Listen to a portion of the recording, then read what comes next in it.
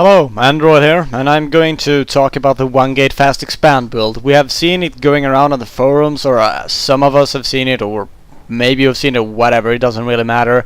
You may have heard of it, and yet, yes, it does work. It really does work, even in the fairly high brackets. This is no top super awesome tier play by any means. I am a 1600 diamond Protoss player, or something around that, slightly above right now, but I may go down, whatever, don't kill me. I'm around 1600 point diamond anyways, so this may be especially helpful for you bronze, silver, gold, platinum players, or if you diamond players basically want to widen your horizons and check out some new builds. And this is a pretty sweet Fastexpand build, and it really does work against Terran because the timing is such that you really can get away with it, and you really won't be in that much trouble. You can see I'm just scouting with my probe over here for no real good reason, except I want to see what he's gonna be doing. So I guess that's a pretty good reason right there. I am just chrono boosting my gateway. I'm going to build, chrono boosting my nexus.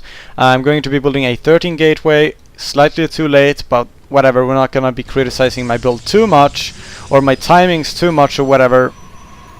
We're just going to be talking about the build and how it works.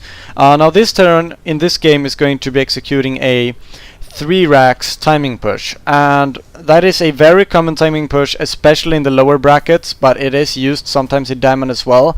Good players generally don't get defeated by it, by just basically having it coming, unless they are not prepared for it. I can't remember the last time I lost to it, but some people may feel it's really risky to I mean I lost to the timing push itself. I guess I've lost later in the game or whatever, but let's not talk about that. Let's just talk about the build and how it performs against it. The three racks build is of course a pretty powerful timing push, by the way, getting Submagnetic core here. Again, just one gateway until my expand. That's what I'm gonna get along with. I'm gonna be building one alot. And it really is safe. You're gonna see me trying to kill this marine here with my probe. Not going very well. Just damaging it. Always good, especially if a push comes really early with like 2-3 marines or something. Anyways, this push is going to be about as strong as a timing push ever becomes from Terran. Of course, a 3 racks timing push. It doesn't really get better than that. That's about as much as you can do from one base as Terran. So that's about as early as a stim push can come, and that's about as dangerous as it will ever become. And there is a common misconception that you need force fields hands down to remotely deal with it, and this is not true. You don't need force fields, you don't need sentries. Hence only building one gas, by the way, not building 2 gas, because we want these probes on the minerals. We want as much minerals as possible. Chrono boosting this warp gate, the timing will be such that if he attacks really early, like if he would attack now, and if he would have focused a little bit more on forces, he could have maybe had like 2 marines and a marauder out by now, and he would have tried to attack right now. And as you can see, I have a stalker and a alot, which might lose to that specific push, but I will be able to get warp gates up in time, even if I do mess up, and even if he does kill my forces, I will be able to warp in another unit, which is a huge and big deal in every way at this stage of the game. You can see I'm going to be able to produce this unit. No idea why I'm chrono boosting the gateway. Don't do that, whatever. Except if you really need the unit, of course. Warp gate is more important in general, though.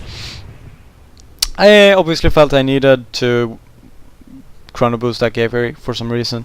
I'm gonna be building my nexus and pylon here. I want a pylon down here so I can directly warp in units, of course. That's really standard. You should always do this. Building a pylon here is pretty convenient as well if you plan to one base or use this and this. Of course, if he finds it, it's gonna go down, but you may be able to do something with it. That is out of topic, however. As you can see me putting up 3 extra gateways here, and that is because I scouted over here and I saw that he has a lot of forces, and I will need extra gateways to deal with it.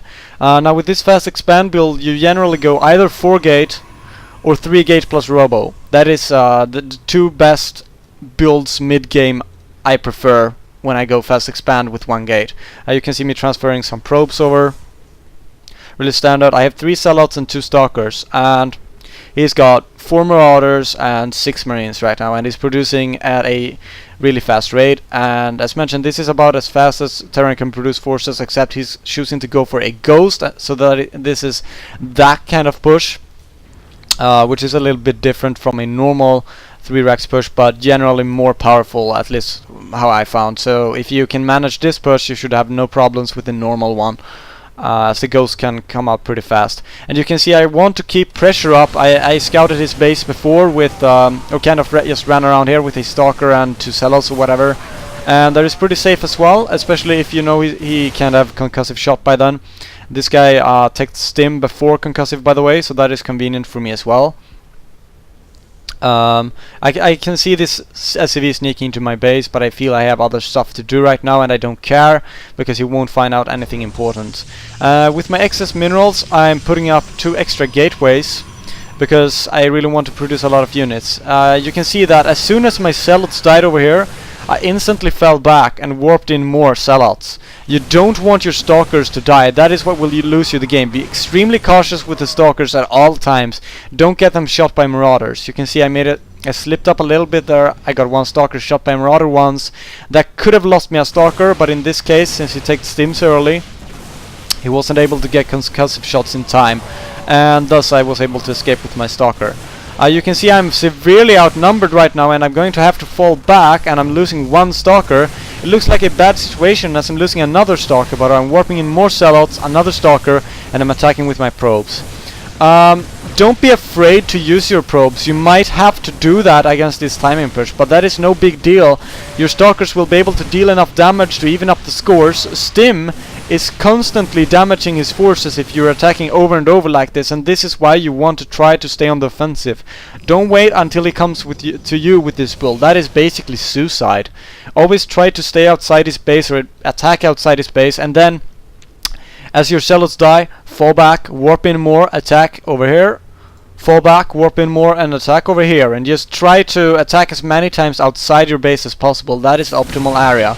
You can see me attacking with my Zealots again over here. I have 6 warp gates right now, trying to macro and micro at the same time, as good as possible, getting a pylon here for convenience. And I'm going to be making another mistake here, losing me another Stalker. No biggie though. I'm just gonna be escaping, probably losing another Stalker, trying to split up once again.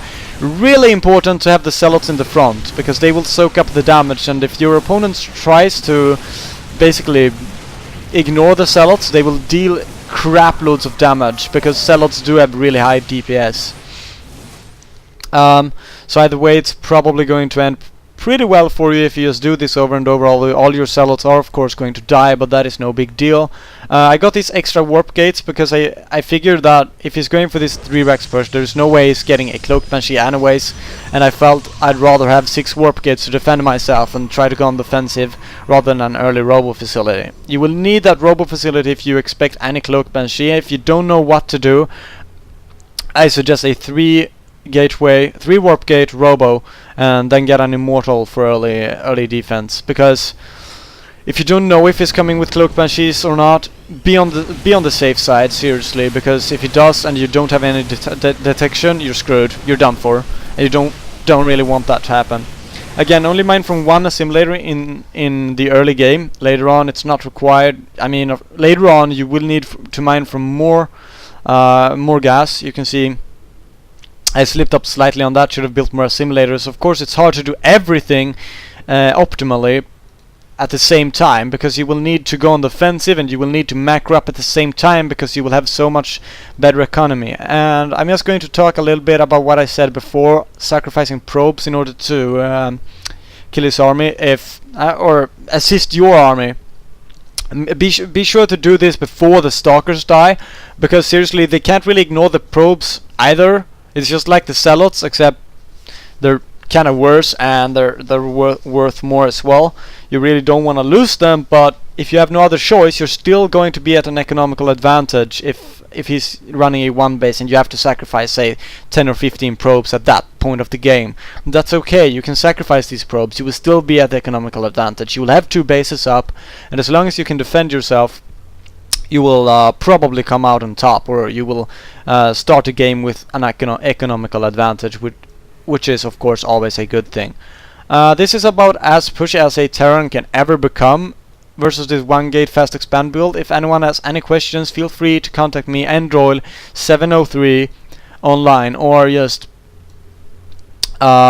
basically comment it here on YouTube, and I will add another video against some other push or whatever, and where I execute this one gate fast expand again, and I will show you that it works. I don't think I've ever lost so far to an early push doing this. I have lost later in the game, but I've not lost to a 3-rex push or whatever.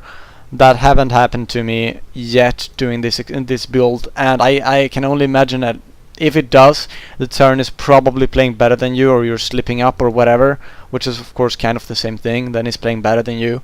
So yes, this build is really safe to do. Don't be afraid, and don't overestimate Terran. By the way, pushing, you will want to always keep pressure on Terran, because once his forces reach critical mass, your forces are just going to be steamrolled. Seriously, you don't want that to happen, and you don't want to fight inside your base, because steam will basically make him really super duper fast for the entire battle. Whereas if you attack 4 times out on the field, he's going to have to use steam 4 times, and that costs a lot of health on his units, and he's going to suffer a lot from only the stim.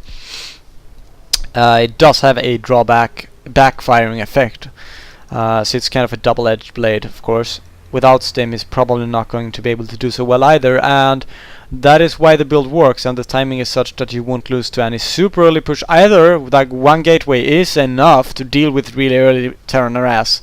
As mentioned, I have not yet lost to any super duper early push shenanigans with this build, and this is what I'm using lately, and this is what works. And I'm not the first one to execute this build by any means. It's pretty well known. You've probably heard of it, but if you're doubting the way it works, I'm just here to show you, and I hope that this helped you. Androil out.